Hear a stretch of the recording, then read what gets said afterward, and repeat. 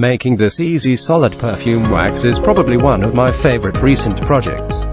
I'm not the only one who loved it, though I had some friends over last weekend after having made my last batch, and they were curious as to what I had made in those cute little aluminum tins.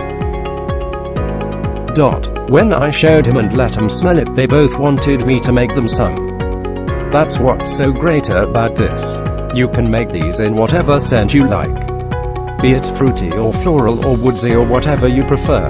It can be masculine or feminine or even unisex like my last citrusy batch, which appealed to both my male and female guests. This is one of those projects that is truly much more simple than most people would imagine. If you can warm up a bit of oil and wax in a double boiler, you can easily make yourself some solid perfume wax.